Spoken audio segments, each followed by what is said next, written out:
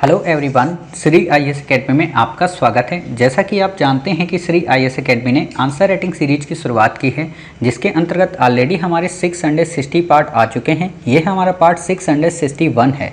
अपने इस पार्ट में हम देखेंगे कि आपके द्वारा हमारे टेलीग्राम चैनल पर किस प्रकार का प्रश्न लिखकर भेजा गया, उसे आपने किस तरीके से लिखा और वास्तव में उसे आपको कैसे लिखना चाहिए था।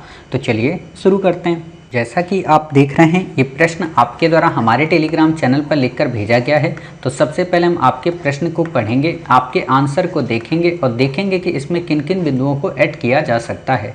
आपका प्रश्न है कि फूड फोर्टिफिकेशन से आप क्या समझते हैं। फूड फोर्टिफिकेशन से होने वाले लाभों की चर्चा करते हुए इसे अपनाए जा सकने वाले उपायों को रेखांकित करें।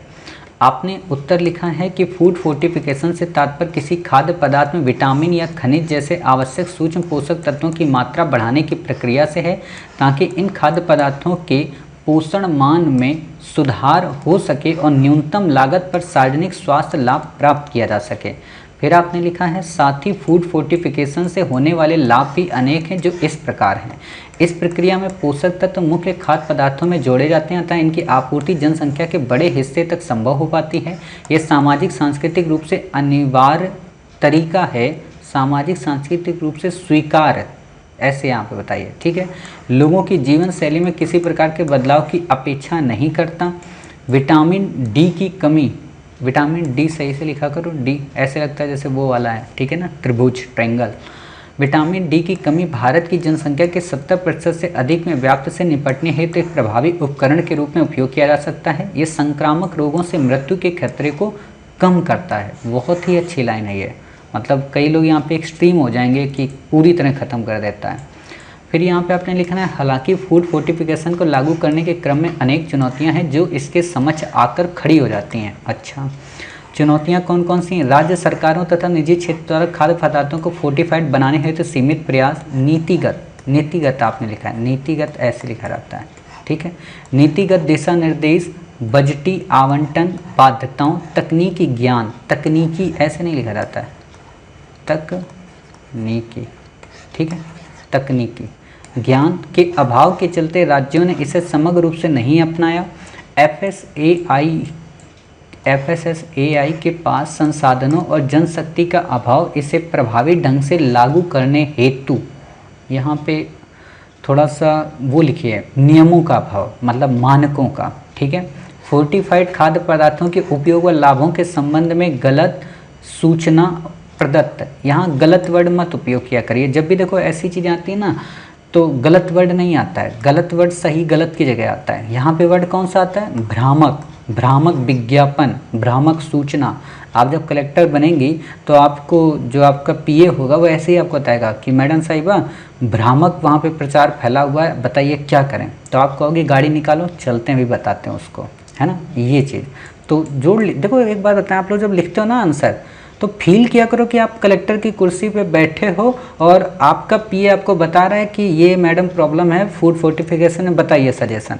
फिर देखना आपका उत्तर बिल्कुल वैसा ही निकलेगा, ठीक है।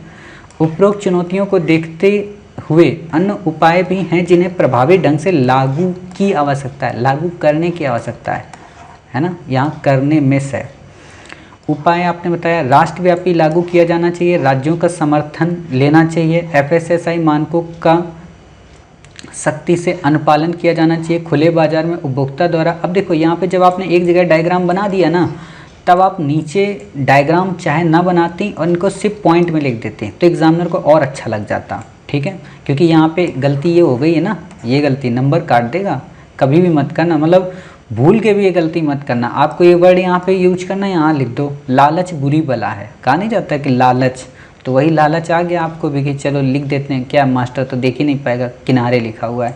मास्टर की नज़रों से सोचो आप लोग नहीं बच पा रहे हो, तो एग्जामिनर की नज़र से तो बिल्कुल नहीं बचोगे, ठीक है।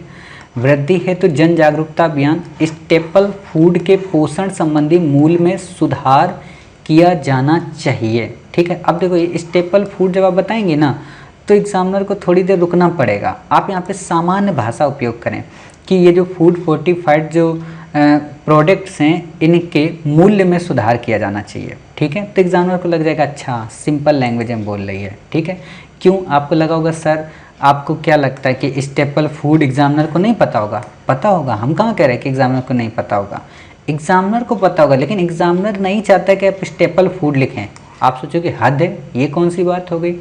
बात नहीं हुई। बात ये है कि एग्जामिनर चाहता है कि जब आप कलेक्टर बनेंगे, आप पब्लिक में जाएंगे, तो आप वहाँ स्टेपल फूड थोड़ा ना पब्लिक को बताएंगे कि स्टेपल फूड में ये होना चाहिए, स्टेपल फूड में, क्योंकि नेताओं को थोड़ा ना पता होता है स्टेपल फूड क्या होता है। तब आप कौन से शब्दावली उपयोग करेंगे कि सर जो ये फूड फोर्टिफिकेशन से जो प्रोडक्ट बने ना, सीएम साहब को आप बताएंगे ऐसे कि सर जो फूड फोर्टिफिकेशन से जो भी प्रोडक्ट बने, आप इनकी जीएसटी दर को सर कम कर दीजिए, इनको लागत प्रभावी बनाइए सर, और इनके लिए जो रॉ मटेरियल जरूरी होता है ना, उसको भी लागत प्रभावी बनाइए। ये सरल भाषा होती है। इसीलिए तो आपको जीएस अलग होता है, ऑप्शनल अलग होता है। इसलिए जब आपको जीएस में बताते हैं ना, तो बिल्कुल सिंपल लैंग्वेज आपको यूज करनी है, तो ये यूज करनी है। समझ गई आप कि मैंने क्यों कहा, यानी कि एग्जामिनर आपसे क्यों बहस करेगा, ठीक है? तो इसलिए बहस करेगा, ठीक है? तो आप यहाँ स्टेपल फूड का उपयोग ना करें, या स्टेपल फूड को ब्रैकेट में डाल दें, वो तो बहुत अच्छी चीज़ हो जाती है कि दोनों चीज़ें हमने बता दी, ठीक। फिर आपने लिखा निष्कर्षतः ये कहा जा सकता है कि फूड फोर्टिफिकेशन एक अच्छा कदम है, साथ ही पोषण अभियान में सहायक सिद्ध होगा यदि सरकार, निजी क्षेत्र व जनता, जनता वर्ड कभी भी आप यूज मत करना, जनमानस यूज करना। जब भी आप मेरे साथ आंसर राइटिंग करें ना यहाँ पे श्री IAS अकेडमी में, तब आपको 2-3 वर्डों पे लिख के टांग लेना है अपनी, मतलब सामने मेज पे 3 वर्ड आप ध्यान रखना। कौन कौन से? एक जनमानस, ठीक है, दूसरा मनुष्य या आदमी या पुरुष, है ना, या महिला। इन वर्डों की जगह आप क्या क्या यूज करेंगी? मनुष्य की जगह हमेशा मानव लिखेंगे, हमेशा, ठीक है। आदमी कभी नहीं लिखेंगे, पुरुष कभी नहीं लिखेंगे। महिलाओं की जगह हमेशा आप नारी लिखेंगे, ठीक है।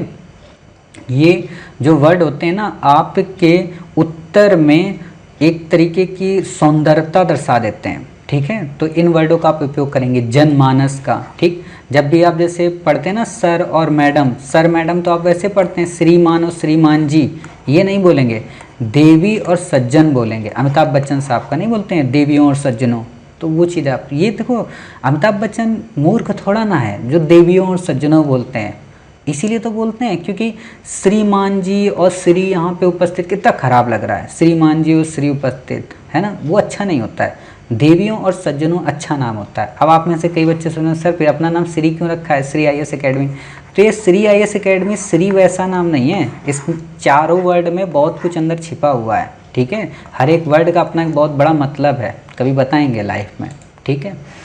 तो ये है, यदि सरकार, निजी क्षेत्र व जनता, साथ, जनता नहीं, आप इस लाइन को ऐसे लिखिए कि ये पोषण अभियान में सहायक सिद्ध हो सकती है यदि सरकार, निजी क्षेत्र व आम जनमानस, कितना सुंदर लग रहा, आम जनमानस आपस में मिलकर सहयोग करें तो न केवल सबके साथ व सबके विकास के उद्घोष को क्रियान्वित किया जा सकता है, बल्कि सतत विकास लक्ष्य। अब देखो आपने भी वही गलती की है, मैंने आप लोगों को ये बताया ना कि जब भी SDG लिखो तो नंबर डाल दो भाई, 2 नंबर और 3 नंबर। SDG क्यों हम कह रहे हैं, और मैंने आपको पिछली बार भी, शायद आपको तो नहीं टोका था, मतलब बच्चों को टोका था, इसलिए कहता हूँ ना कि सबके भी आंसर सुना करो, तो उससे गलतियाँ पता चलती कि हाँ ये मुझे गलती नहीं करनी है, ठीक। तो जैसे सतत विकास है, तो सतत विकास कभी भी मत लिखना, जिंदगी में कभी भी सतत विकास मत लिखना। चलो ये आपके लिए कंपलसरी है, कहीं पर भी सतत विकास वर्ड नहीं यूज करेंगे। क्या यूज करेंगे? हर जगह पे कैपिटल लेटर में SDG, क्लियर, हर जगह पे। और जब भी SDG लिखेंगे तो न्यूमेरिक नंबर उसके जरूर डालेंगे कि 2 नंबर पे ये बातें आई हैं, भुखमरी और गरीबी की, भोजन की, ठीक है। तो ऐसा आप जरूर लिखेंगे, यानी कि बिल्कुल कोरा कागज़ नहीं लिख देंगे, ठीक। तो आपका उत्तर काफ़ी बेहतरीन हो जाएगा। अब आप समझ गए होंगे कि वास्तव में तो हमने तो आपका पढ़ते पढ़ते ही सारे इनकोड कर दिए वर्ड, तो बाहर से तो बताने की कुछ ज़रूरत है नहीं। फिर भी यहाँ पे हम 1-2 चीज़ें आपकी सुधारेंगे। वो क्या? जैसे आपने परिभाषा बहुत अच्छी बताई है, ठीक है, ऐसे ही बतानी है आपको परिभाषा। दूसरा, ये कंजंक्शन का उपयोग आपने बहुत अच्छा किया है, इसको आप ऐसे बता सकते हैं, साथ ही फूड फोर्टिफिकेशन के काफ़ी सारे लाभ हैं, या कहें कि अनेकों लाभ हैं। अब देखो जब आप ये लिखती हो ना, साथ ही फूड फोर्टिफिकेशन, ठीक है, ये से कट गया कि अनेकों लाभ हैं, ठीक। अब देखो कितने कट गए, अनेकों लाभ हैं, ये वाला तो है, भी कट गया, होना कट गया, ये कट गया, जो हैं ये हैं, ये सब कट गए, यानी कि 2 2 4 2 6, ठीक, 6 1 7 1 8, 8 वर्ड आपके कट गए। सोचो, इसी को कहते हैं शब्दों की मर्यादा, मतलब उल्लंघन ना करना, ठीक। अब जैसे आपने ये लिखा है, इस प्रक्रिया में पोषक तत्व मुख्य खाद्य पदार्थों में जोड़े जाते हैं। अरे मैडम ये तो आपने पहले ही बता दिया ना, तो आप इसको मत बताइए। अब आप यहाँ पे डायरेक्ट लाइन को कैसे लिखिए, आप ऐसे लिख दीजिए कि इनकी आपूर्ति से जनसंख्या के बड़े हिस्से में खाद्य आपूर्ति संभव की जा सकती है, ठीक है, या पोषक तत्वों की आपूर्ति जनसंख्या के बड़े हिस्से तक की जा सकती है, ठीक। तो अपने आप वर्ड कम हो गए। दूसरा पॉइंट, ये सामाजिक सांस्कृतिक रूप से अनिवार्य तरीका है, ये सामाजिक व सांस्कृतिक रूप से अनिवार्य है अतः जीवन शैली में उपयोगी हो सकता है। नंबर 3, विटामिन डी की कमी को रोक सकता है, ठीक है। अब डाटा वगैरह मत दो, यहाँ लिखना है तो लिख दो ब्रैकेट में, विटामिन डी की कमी को रोक सकता है, या विटामिन डी की कमी के लिए एक प्रभावी उपकरण है। प्रभावी उपकरण है, उपयोग में किया जा सकता है, इतना डिटेल में क्या करना बता के, इसी को बोलते हैं ना अनेक शब्दों के बदले एक शब्द। आपने बचपन में, अगर बचपन का मतलब ये मत दिया करना क्लास 2 में, क्योंकि क्लास 2 में हिंदी व्याकरण नहीं होती है। 6 या 7 में आपने हिंदी व्याकरण पढ़ी होगी। हिंदी व्याकरण में ये सारी चीज़ें मिलती हैं ना कि अनेक शब्दों के बदले एक शब्द। जैसे एक वर्ड है, सबसे अच्छा मुझे अनेक शब्दों के बदले एक शब्द वहाँ पे लगता है पिंक मूवी में, क्या बोलती, नो। नो का मतलब नो।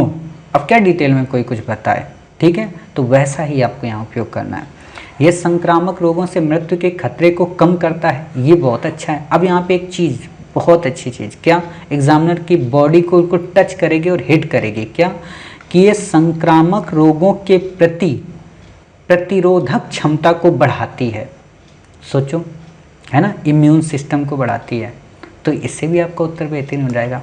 मतलब कोशिश हम करते हैं ना कि थोड़ा और बेहतर बनाएं। और एक और बात बताएं, आप जितना बेस्ट लिखते हो ना, मुझसे एक ही कदम ऊपर उठते हैं, 3-4 कदम उठ जाएंगे तो फिर आप ये मानने लगोगे कि बताओ मैंने तो बिल्कुल बेकार आंसर लिखा है ना। तो जितना आप ऊपर उठेंगे, हम उससे एक कदम और अपने आप को उठा लेते हैं, ठीक। तो इसलिए हम आपसे कहते हैं कि रोज़ अपने आप को ऊपर उठाइए ताकि हम और आपको ऊपर उठा दें। क्लियर? उम्मीद है आप इस प्रश्न को समझ गए। ये भी समझ गए कहाँ पे किन किन पॉइंट्स को ऐड करना है, कहाँ पे वर्ड की मिस्टेक्स है उनको सही करना है, कहाँ पर वोकेबलरी में गलती है उनको सही करना है, ठीक है। तो मिलते हैं फिर आप ही के द्वारा भेजे गए एक नए प्रश्न के साथ। तब तक अपना ख्याल रखिए और स्वस्थ रहिए।